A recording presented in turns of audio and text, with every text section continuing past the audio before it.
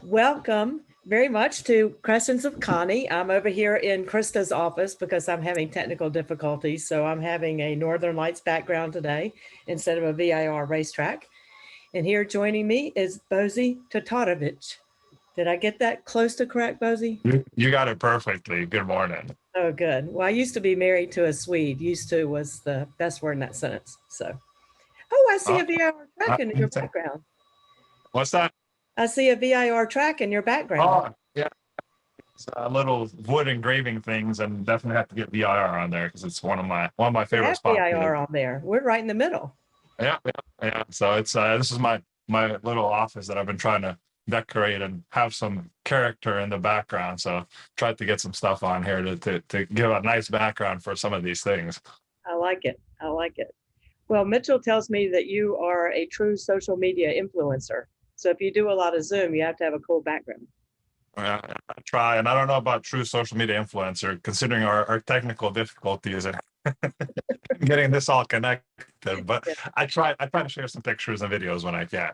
Okay. Well, that's cool.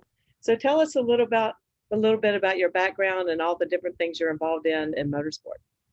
So I do a bunch of different stuff. For as far as directly in racing, it's kind of half and half between media stuff and mechanic stuff. So I'm a mechanic with the number 14 Lexus RCF GT3 with Vassar Sullivan in the IMSA WeatherTech Sports Car Championship. And with that, I work on the car, set up adjustments, and I also go over the wall, doing tire carrying and hanging and stuff like that. So that's like at the track, if you see me in a yellow and black shirt, that's probably what I'm doing. And then in addition to that, I also do some media work. I write, I produce social media content, and I do that with various publications. Most recently, I've worked with Road and Track magazine and a few others, and also very recently I started working with NASCAR. So right now I'm working with NASCAR.com on some other editorial and some NASCAR social media stuff. So it's kind of a mix between that, and then there's a bunch of other little freelance projects that I'll jump into, whether that's mechanical stuff or media stuff, but just kind of float in that general area. Well, it sounds like you got a full plate. I think that's interesting that you recently started with NASCAR, but you come from sports cars. So do you think It's NASCAR is learning from our universe? I think so. I think the NASCAR Next Gen cars actually provided a lot of work for me because of the changes they made and the similarities they have to GT3 cars. So as the NASCAR Next Gen cars started getting to testing, I kind of, had people from the NASCAR world reach out. They're like, do you know anything about this? I was like, yes, we have an X-Track transaxle in our car and I know how it works and, so on and so on. And so between that, I had inquiries to do mechanic work, but also had media work that came up where like different publications were like, you're kind of familiar with this. Can you explain to people what's going on here? And so I did a bunch of stories, mostly for Road and Track, and I think for Auto Week, and a little bit for Jalopnik on the NASCAR Next Gen car. And then eventually NASCAR Digital Media reached out themselves, and they're like, well, you seem to understand this. Can you help us explain it to other people? And the nice thing that kind of worked out both ways is because NASCAR owns IMSA, they also want to use me to promote IMSA. So it worked out pretty well where I can explain a lot of the sports car elements that are part of the NASCAR Next Gen car. And then I also have opportunities now to promote IMSA to NASCAR fans. So last week at Sebring, the social team at NASCAR was like, we'll give you this NASCAR Nation account that we run. And we'll just let you do whatever you want with it for a couple of days from Sebring. Just tell people about IMSA. So that's all I did is made videos, took pictures, and just talked about what IMSA is like to a bunch of NASCAR fans. So it's worked out pretty well kind of both ways to have that opportunity. Oh, that's fantastic. I'm a Formula One fan, so I watch Drive to Survive like half of the rest of the world. But I hope that stories like what you're telling get out to everybody. I'm old. I mean, I'm 62, and everybody, following the F1 series seems to be a much younger demographic, which of course I'm thrilled to see. But if NASCAR and or IMSA get into the video production similar to that, to hear what you're talking about to me is fascinating. So that means I must make an effort to get onto social media, which my staff forbids me to do. So you'll have to help me convince Mitchell to get me at least onto your channel so I can see some of this. We definitely want to check it out. No, that's the cool thing that I saw about the Drive to Survive kind of effect, even at Sebring here a few days ago, is that there were a bunch of video crews, and I know kind of the usual crews that teams bring, the OEMs bring, but there were a bunch of new people. And from what I heard, just from a handful of stories, is that there were a few production companies that just came out on a whim just to see what it was like because they want to see if they can find that next project that's similar to Drive to Survive. So the fact that there's companies outside of our world that are even exploring that, I think is just shows how far Drive to Survive has reached and what it's doing for the rest of motorsport.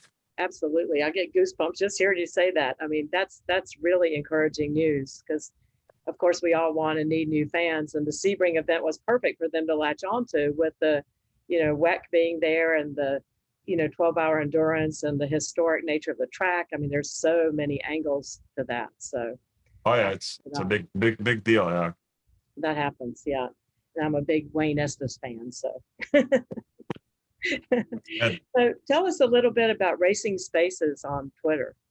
So that's kind of the social media things I do that kind of just started out as a fun little thing between friends. So me and a friend of mine named Alanis King, who's a writer, journalist, hosts that. And basically just over a year ago, Twitter started this new feature called Twitter Spaces, which is kind of like a live podcast, but directly on Twitter.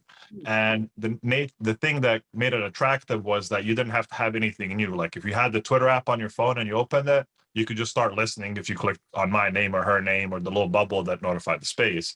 So we're like, well, there's conversations that we don't really see like being useful to tweet back and forth just because it's a more extensive conversation and you can't get into, a few sentences, and it's not really worthy of trying to write a full story about it. So like, we'll just try this platform out and talk about it. So we invited another friend of ours, Rebecca, that does some marketing and stuff in racing. And we're like, we'll just go have a chat and just post about it. And if some of our other friends want to come, we'll, do it. So we did this Twitter space March of last year.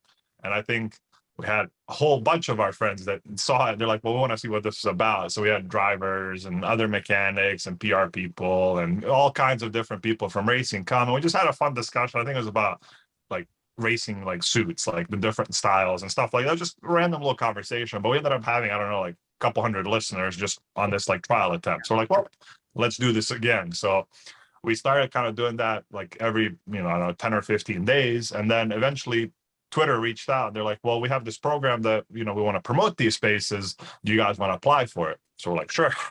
So we applied for it and got some funding from Twitter and some advertising and stuff like that. And with that came a regular schedule. So now at that point, we started doing it on a regular schedule where we do it every Tuesday at 8:30 p.m. We're there so people know it. And then we had some other kind of small pop-up spaces if there were like special events. So after races or before races, we'll do a short one. But typically every Tuesday for a couple hours, we'll crank it up and we'll be on there and we're talking to different people. And a lot of times it's just friends or colleagues that'll just drop in and we'll have conversations about whatever's going on. And then other times, if there's big stuff happening, people will reach out. They're like, hey, we're going to announce this on that day or this day, can we come and talk to you guys and tell your listeners about it? So it's been really fun to have a new platform that's kind of different from the typical stuff you see where it's not, just the traditional press conference, whatever, this is happening here, we have to do this and this is the availability, but more of just like a kind of free place to talk about whatever it is, whether that's something that actually involves racing or whether it's food or video games or whatever people are interested in. So it's been really, really cool. So like the one we had a couple of days ago, Andy Lally stopped by. He's racing in the NASCAR Cup race at COTA this weekend. So we're like, we got to talk about this. So he stopped by, and Matt Tift, who's a former NASCAR driver, but the owner of Live Fast, who Andy's going to drive for this weekend. So he stopped by too. And we had a conversation. Andy had just got done doing a seat fitting for the car. So we had a conversation about this NASCAR Next Gen car. And I specifically wanted to talk to Andy about it just because of his perspective for having driven so many different things.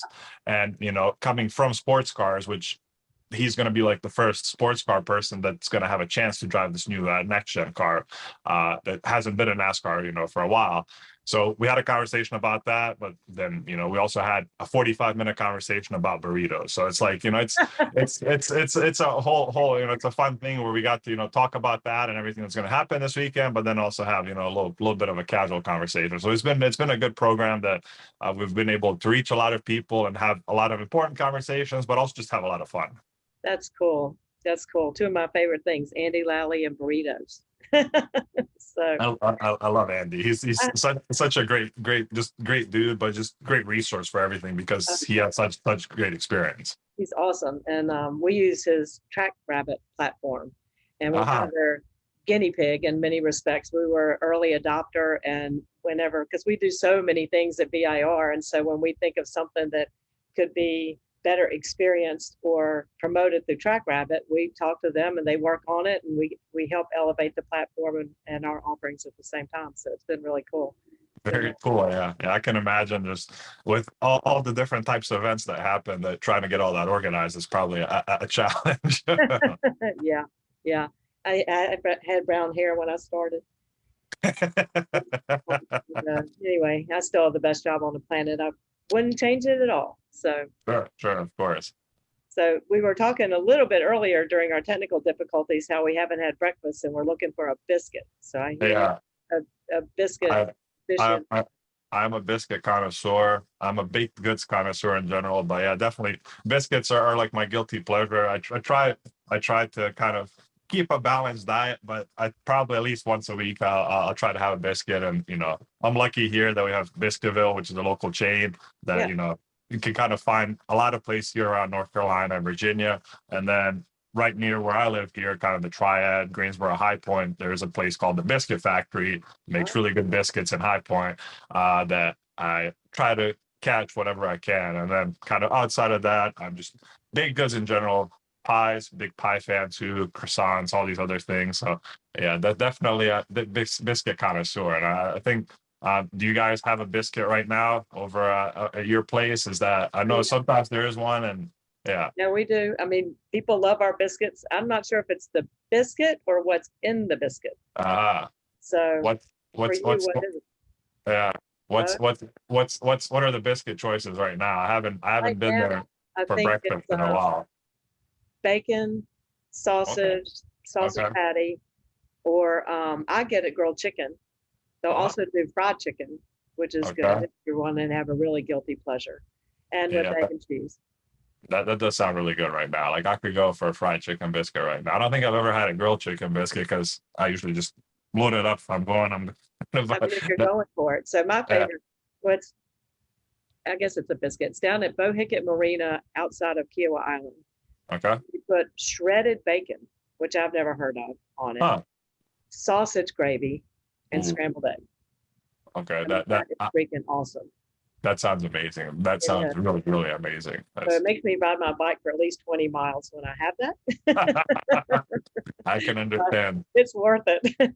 Yeah, I can understand that. I definitely have to try that. If I ever make it down that way, I'll have to make a note to try that. I don't think I've ever had shredded bacon. Oh my God, it makes this little grease puddle under the biscuit. It's amazing. This is. I'm probably after we get finished here, I'm probably gonna have to just go and get a biscuit. Like it's just talking about this all morning. It's not making me just hungry.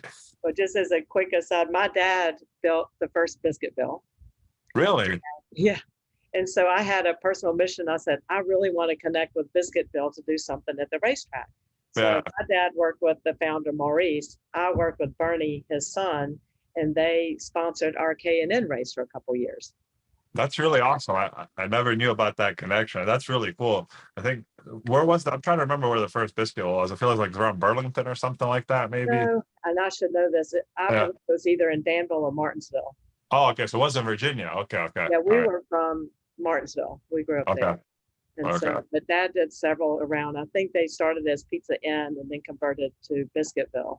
And adjusted their hours from 5 to 2, and so now they've added all kinds of lunch items and whatnot. So it's growing. But when the races come here, which from crewing with Lexus, they all go to Biscuitville. You see their wrappers and bags all over the paddock. So I think it's a local guilty pleasure when IMSA comes to town. Oh yeah, it's yeah. There's definitely a lot of people that visit, and that's kind of when I've had to do kind of test work and prep work there. That has been a stop in the past. Driving up from Greensboro, just go into Danville and get a little biscuit and stop and get some coffee, and then go to the track. So There you it, go. it's nice that they're open early. So, I mean, you don't look like you live on biscuits and pie. What kind of pie Well, do you eat? I try to keep a balance of everything to not overdo it because I do have to stay fairly active with just stuff that I do in general, plus the racing stuff where I have to run with a tire, and that's Yeah, you have to have some form of fitness to be able to do that fairly quickly. absolutely. So, have you seen our new pit lane? I don't think I have. I'm trying to remember the last time I visited, and it hasn't been in 2022. I think I visited for one race after our race last year, but I don't know that I've seen any of the new changes. So what do you guys have? What have you guys done? No, no. Over the winter, we have done a massive amount of track improvements, including pit lane. So Okay, remember where you used to have that little hill that came down to pit lane, and then there was a hump in the middle of it with a big drain in the middle? I All that's know. gone. So That's good. the hillside is gone, and it's now a beautiful retaining wall. So pit lane is about 5 or 6 feet wider. Okay. Top of the retaining wall are new LED light fixtures, and they're putting up now this beautiful metal iron fence for the spectators. And they have about a 6 foot sidewalk on the other side just for the spectators between the retaining wall and the paddock. The hump is gone. Everything is flat. You can see Wow. on the pit wall where the hump and the asphalt used to be. And so now it looks like actually a pro pit lane. It's awesome. So no Very one's going to cool. have a different advantage for gravity fed fuel, or it's a little longer. So we can accommodate more cars. So we're really trying to gear up, hoping to get the prototypes back to VIR and maybe some additional races as well. I mean, if you convert NASCAR to sports cars, heck, we'll need an Xfinity race for sure. That would be awesome, and that's something that I can tell you about every track, because I know where all the humps and dips are.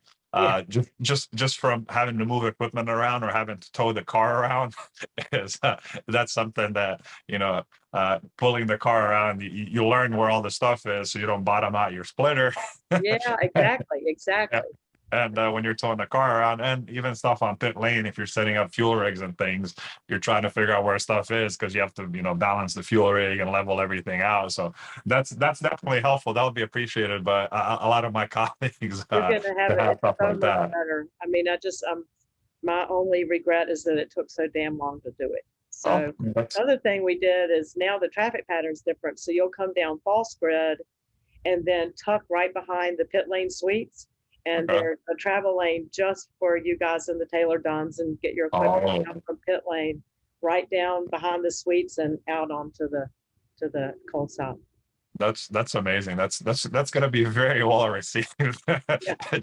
Just having that ease of movement is very helpful, and just not having to get traffic jams and stuff. A lot of places don't have that, so having wide lanes of movement is definitely a big deal, and it will be cool, and hopefully be more stuff that comes to VIR, and just from seeing some of these things here, it was cool to see. Talking about NASCAR, the next gen car, last year, I worked with Toyota to do some stuff when the reveal came, and they had a photographer, videographer shooting promo footage, and they sent it to me. I was like, I know this track because they had they did some of the promo photography for the initial reveal at VIR for the Camry NASCAR Next Gen car. And I was like, this all fits, like this is something that hopefully will happen at some point in the future. So Yeah, I would. we would love it. We just haven't been ready, but now with all the new track improvements, I mean, you cannot get to a tree from the racetrack anymore. That's good. So That's it's awesome. just been a massive amount of guardrail and tire bundles and belted tires and new catch fencing. And to get it all done from November till March was heroic. So we're just Uh, finishing up pit lane and then we're done for a little bit. So that's hope great. to see you when you're here now that I met you, at least Yeah, virtually. Yeah. Get your honest opinions. And I also want to tune into your Twitter show because I think it's amazing to do something 2 hours impromptu, live, unrehearsed, unfiltered, just that's Fun. the way to go. Yeah, that's really cool. So I'm excited Uh, about that. I'll definitely have to visit and check out some of this stuff here soon. So one of these days or weekends when my schedule fits, I'll have to ride over, and when there's something fun happening, and check all this stuff out. Yeah, well, let me know. I live only 12 miles from here on Hyco Lake, so I'll come. Okay. We'll get a golf cart and some beers and ride around. That sounds like a perfect time. I'm a fan whenever there's a leisure weekend at the track that I can fit in. Yeah, okay. Well, we'll follow your schedule. Well, I like to keep things kind of short because you do it for 2 hours. I try to go for about half an hour, whatever. Is there any other topic you'd like to talk to today? And maybe we'll do a follow up here before long. So No, this was an awesome chat, and I think I definitely enjoyed it. I think we may have to just do a follow up in person or something because I want to visit and see all these cool changes. So this was great. I appreciate you guys inviting me on, and I look forward to getting back to VIR here pretty soon. my pleasure. You're the first person that I've talked to that I didn't know beforehand. So Yeah, I've really enjoyed it. So even yeah. the part of just seeing you without talking was good. So, And it's fun. We I'll worked just through our say, technical difficulties and made it here. yeah, that's right. I'll say, here's Bozi eye candy. All right. Well, thank you, Bozi, for coming on Thank board you. with us today and for being so fun and interesting to talk to. And we'll do it again soon. Awesome. Thank you for reminding me. Okay. Bye bye.